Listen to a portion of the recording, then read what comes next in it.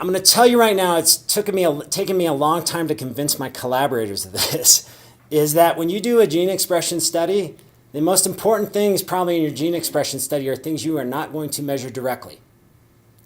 That everybody here has heard of p53, right? Cool. I see p53 interacting in a lot of different systems that I work on, especially cancer. And you can see that this is the number one, that in our data set, out of 900 and some genes, we got 205 of them have a known relationship with p53. The odds of getting that by random chance are 2 times 10 to the negative 60th. You know, that's like Prince coming back from the dead and doing a reunion concert. That's the same odds. No Prince fans. Oh, bummer. Okay. So, but here's the deal is we don't see a change in its transcription.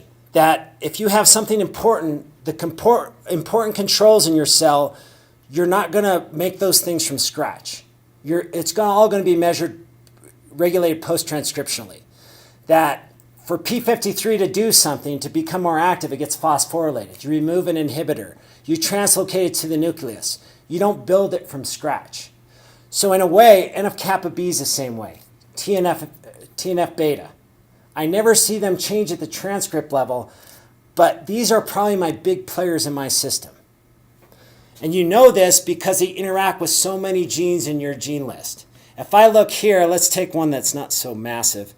So P21, this is known to be involved in cell senescence. So this basically keeps cells from dividing. I can select this. So the odds of me getting 83 of these targets in my gene list is 6 times 10 to the 58th.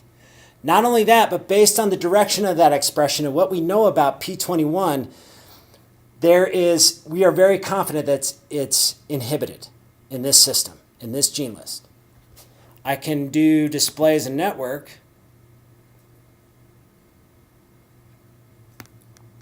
And you can see it right in the middle there. These orange lines are things that it's known to inhibit. And as you can see, like topoisomerase, it's going up.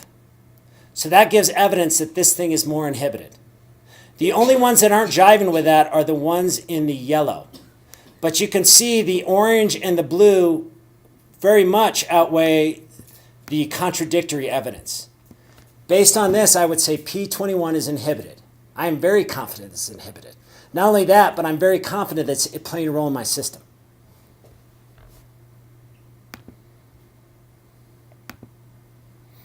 And what's cool with this is, again, you can see, not only did we, again, here's the ESR1.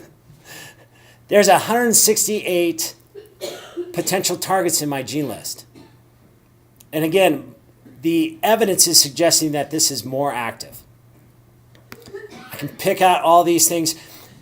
The nice thing about IPA is now you can take all these godfathers, these upstream regulators, and then you start making networks out of those. So if I look at this one, so basically what it did was take P53 and try to connect it to any of these other upstream regulators.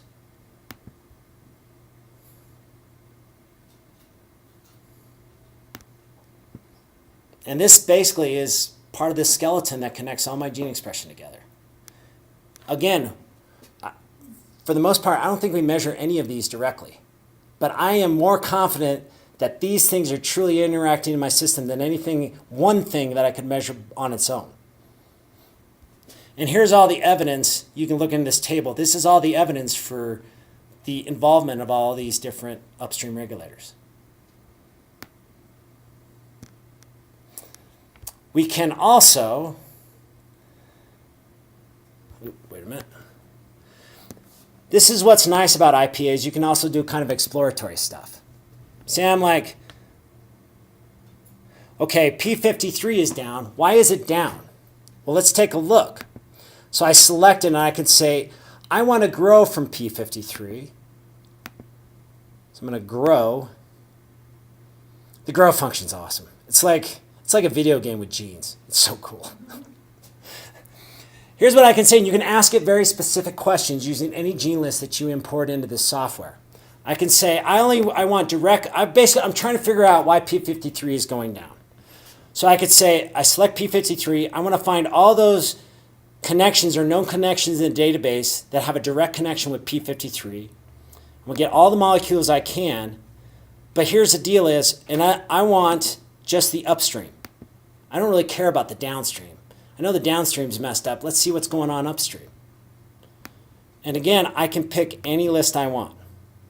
I'm going to pick the list that we have here that I put in. So I'm basically going to look through my gene list and see if there's any potential genes on my gene list that might be influencing that, might be inhibiting p53. I've also done this with genes that are mutated in breast cancer, right? I could have a completely different list that I could say, well, p53 is going down. It's got to be something involved with a mutation somewhere in the genome. I can put that list and see if anything's upstream of p53. So I can hit apply.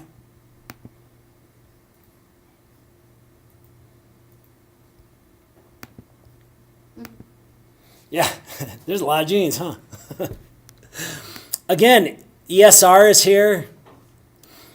But what you're doing is you're looking for genes that would be reflective of, maybe it's making it go down. FOXM1 seems to inhibit p53. It's going up with grade 3 compared to the other tumors.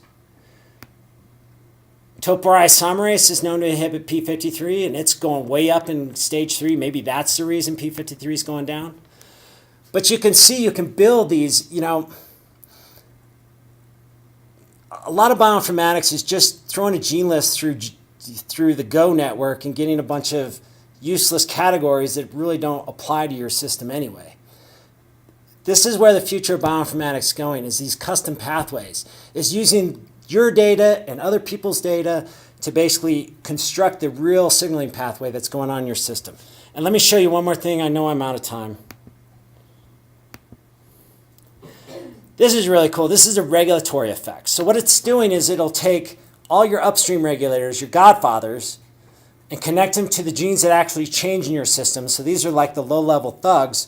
And then it connects all those thugs to a particular biological function or process. That's like their crime. And you can look here. This was our top one.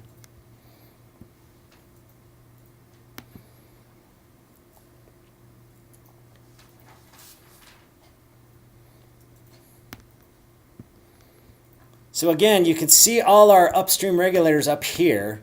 Again, we don't measure these directly, except we do measure ESR1, right? Oops, sorry. They are known to interact with these things, these genes that we actually measure directly changing in stage 3 breast cancer. Not only changing in stage 3 breast cancer, but changing in at least 13 out of 24 breast cancer studies. And they're all associated with entry into interphase of oocytes, which is kind of an estrogen-regulated process. Again, you can go through all these.